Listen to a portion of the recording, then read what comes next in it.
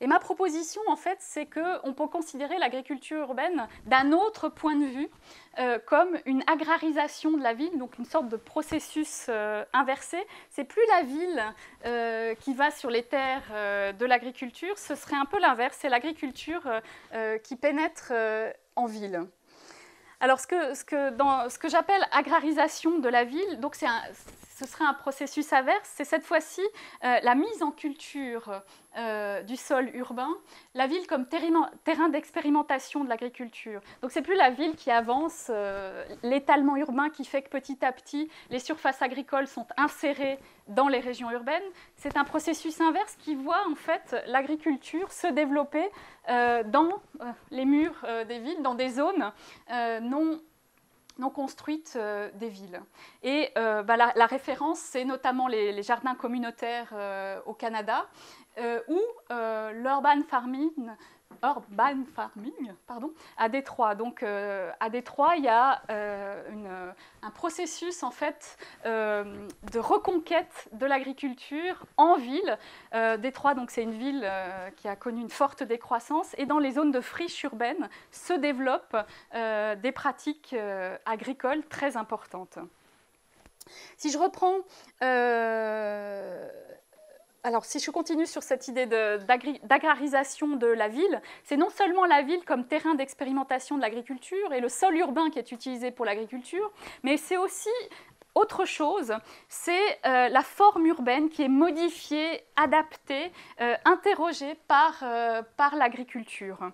Ce sont des architectes, des urbanistes, des paysagistes qui se mettent à réfléchir sur la ville en essayant de voir comment on pourrait l'adapter pour la rendre productive. Alors il y a une jolie illustration qui a été développée dans le cadre du projet Food Urbanism Initiative, qui est développé en Suisse, où on voit donc cette couverture d'une revue, la ville mangeable, où on voit en fait que la forme même de la ville est adaptée pour la rendre productive.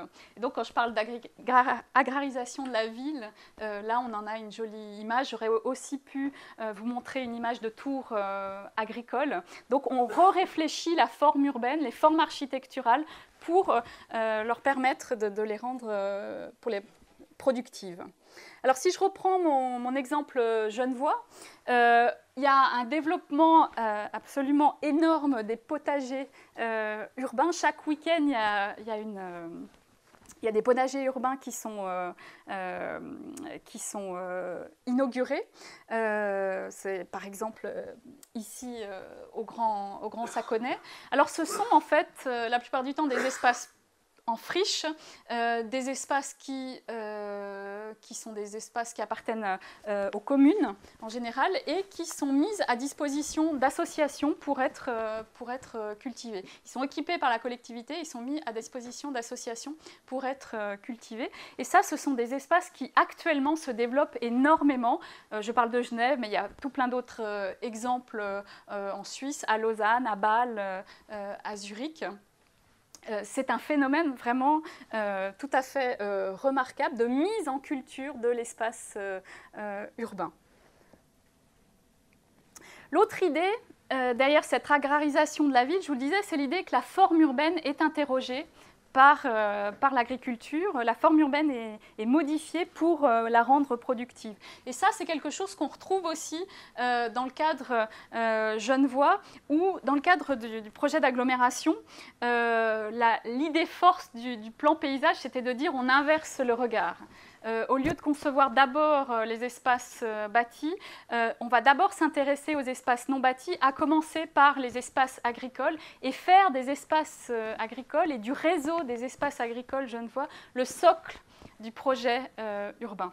Alors peut-être me direz-vous, il y a beaucoup de projections ou d'idées derrière cela, mais c'est en tout cas une autre manière de concevoir le projet à partir des espaces non bâtis et en particulier des espaces agricoles. Et les projets genevois font beaucoup référence au plan qui avait été fait par Braillard en 1936, qui avait lancé l'idée d'un espace public agricole.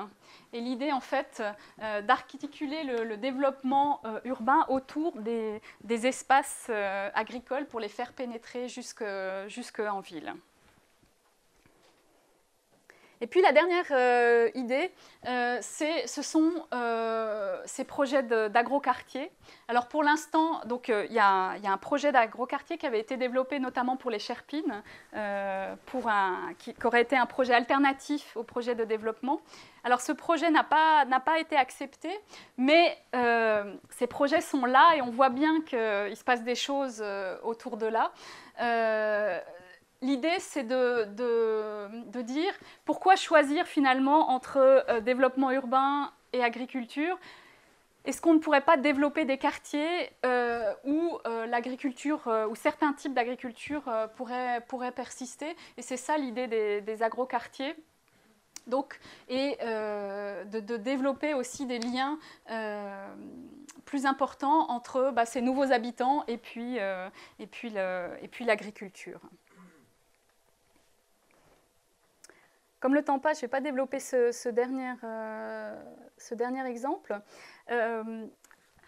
Voilà, à partir de ces deux manières de concevoir aujourd'hui l'agriculture urbaine, donc à la fois comme une urbanisation de l'agriculture, donc cette agriculture qui peu à peu est insérée dans le fonctionnement urbain, mais aussi cette agriculture qui pénètre petit à petit la ville et qui reconquiert quelque part la ville. On voit apparaître deux figures paradoxales de la relation ville-agriculture aujourd'hui en Suisse. La première, qui est aussi la plus traditionnelle, la plus pérenne, c'est celle de la ville stérilisatrice. La ville qui, par son avancée, va stériliser les surfaces agricoles. Et c'est aussi l'idée d'une ville minérale, où rien ne pousse, où il y a pas de nature et pas d'agriculture. Et cette idée de ville stérilisatrice, elle est tout à fait illustrée par les publications qui ont été liées au cas des Sherpines que je vous citais tout à l'heure. Ici, vous voyez le titre, béton armé contre cardon argenté. Il y a toujours l'idée du bétonnage, que la ville, c'est le béton qui avance et qui va détruire l'agriculture. Et évidemment, cette magnifique affiche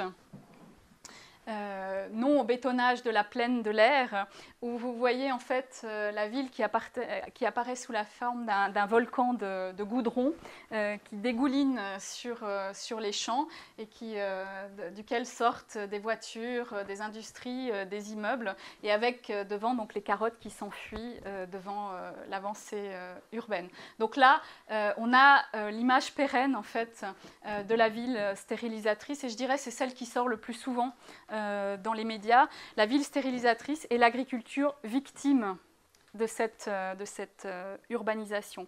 Mais à côté de ça, et lié à ce processus d'agrarisation de la ville, il y a une autre image, une figure forte qui apparaît aujourd'hui, c'est celle de la ville fertile, une ville où désormais on peut cultiver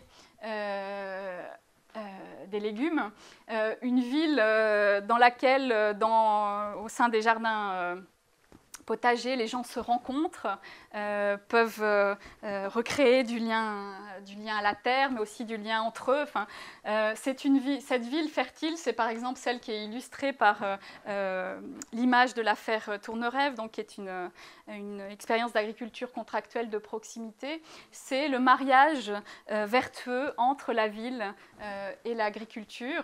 Et c'est l'idée, quelque part, d'une reconquête de l'agriculture sur la ville, avec cette fois-ci non plus une agriculture victime de l'urbanisation, mais au contraire une agriculture qui vient à la rescousse de la ville pour la rendre meilleure.